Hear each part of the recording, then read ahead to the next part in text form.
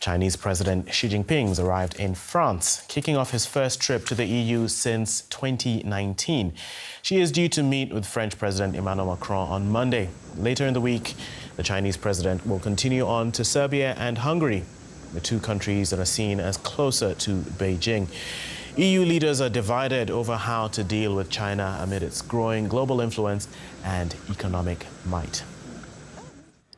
The Eiffel Tower is the same, but China's relationship with the West has changed since Xi Jinping last visited Europe in 2019.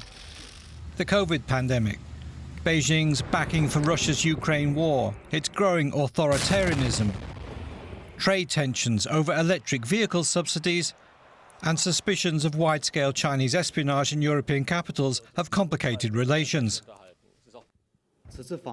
This visit is the first by China's head of state to Europe in the past 5 years.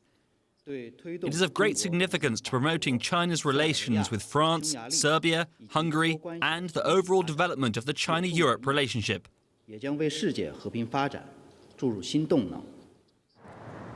China's economic muscle and growing global influence have left Europe divided on how to deal with Beijing.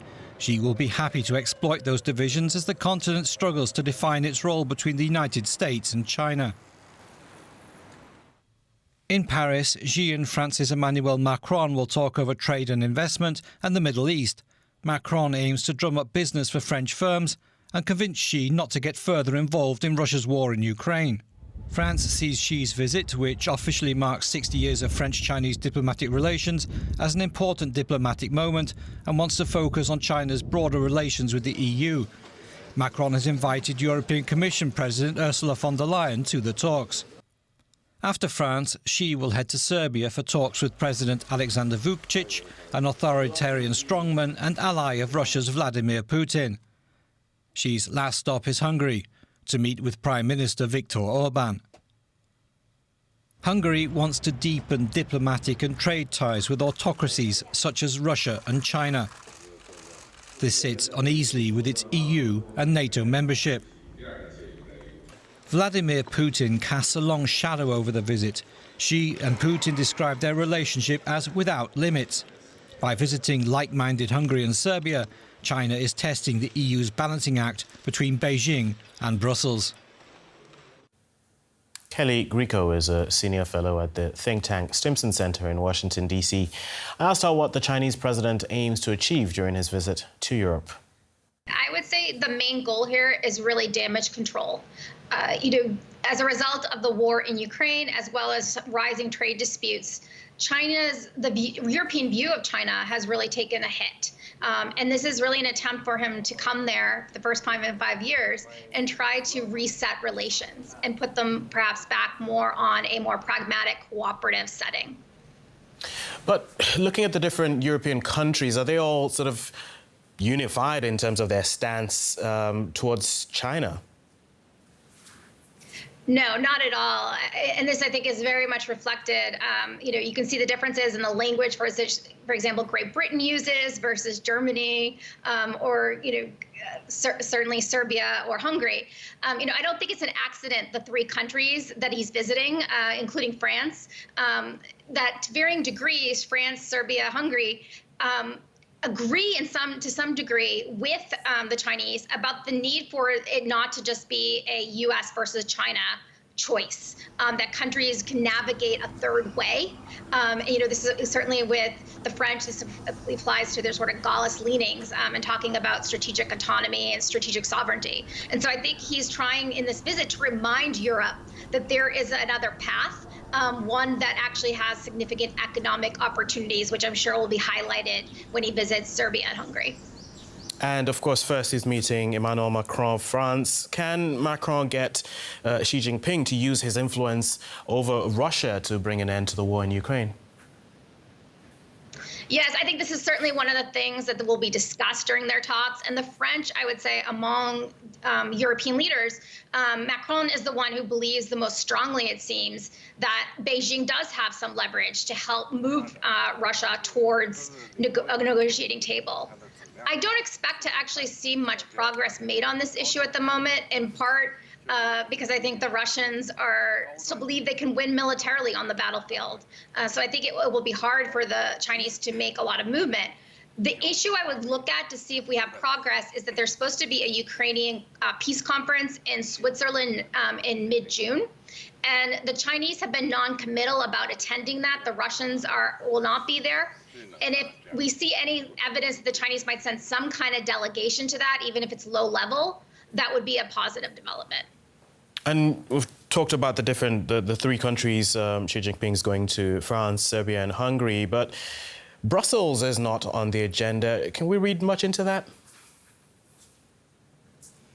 Yes, I think that's interesting. I mean, we do know that the European Commission president will be attending some of the talks with Macron, representing the European Union there. And so I think this is, the Chinese tend to prefer bilateral relationships and pursuing bilateral diplomacy. And so I think to a large extent, that's what's reflected here and opting to meet with heads of state of various countries and not the European Union itself. OK, we'll have to leave it there. Kelly Grieco, Senior Fellow with the Reimagining U.S. Grand Strategy Program at the Stimson Center. Thank you very much for speaking to us. Thank you. Let's bring in our correspondent, James Chater, in Taiwan. Hi, James. The Chinese president will meet Emmanuel Macron today in Paris. What should we expect from these talks? Well, first, just to emphasize what a different environment we're in now after that last visit of Xi Jinping to Europe in 2019. In that 5 years, we've had a global pandemic, we've had serious challenges to China's economy, a much more fractious geopolitical environment, and of course, Russia's invasion of Ukraine. For France's perspective, this is something that Macron is likely to bring up Beijing's tacit support of Moscow during its ongoing invasion of Ukraine. For many people, propping up the Russian economy despite those international sanctions. But there's really a much broader remit when it comes to those negotiations between Paris and Beijing, focusing also on trade disputes. Paris has been behind and backing an EU probe into Chinese electric vehicle imports into the EU, for example. But there's also been discussion about potentially Macron raising an investigation into French brandy imports into China, viewed by many as a kind of tit-for-tat investigation. Now, when it comes to the perspective of China, we're expecting Beijing really to look to, for many people, drive a wedge between the US and Europe when it comes to their approach to Beijing. Macron has long signaled that he wants to have a more autonomous approach to Beijing, one that doesn't simply follow the perspective of the US, and he simply doesn't want to kind of mirror that approach. And we can see that in the kind of warmer reception that Macron is likely to give Xi Jinping, for example, taking Xi to the Pyrenees, the location of the birthplace of his maternal grandmother, tomorrow. So we're going to see that kind of disunity, that questioning really over how the EU should deal with China, even in how Macron is dealing with Xi Jinping. Right, and how is this visit being seen in Taiwan? I mean, especially since France has distanced itself from the US position on the Taiwan issue.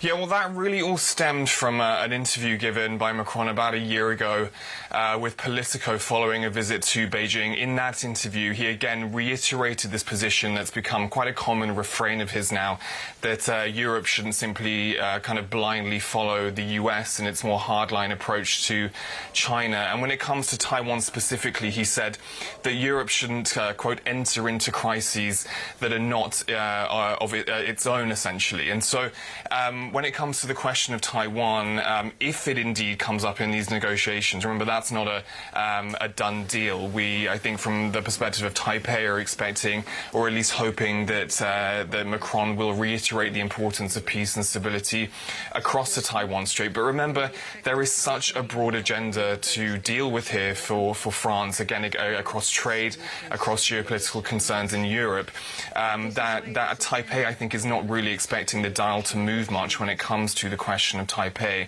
Now, when it comes to those other countries that Xi Jinping is visiting, Hungary and Serbia, again, we're not really expecting anything to come of those. These countries have been much more closely aligned with Beijing on its geopolitical positions. Hungary, of course, long the thorn in Brussels' side when it comes to that more unanimous approach to Beijing. And that's why we've seen Xi Jinping select these countries for this first visit to Europe in 5 years, really trying to illuminate and illustrate that there is disunity in Europe when it comes to approaching China. All right. DW's James Chater in Taipei. Thank you.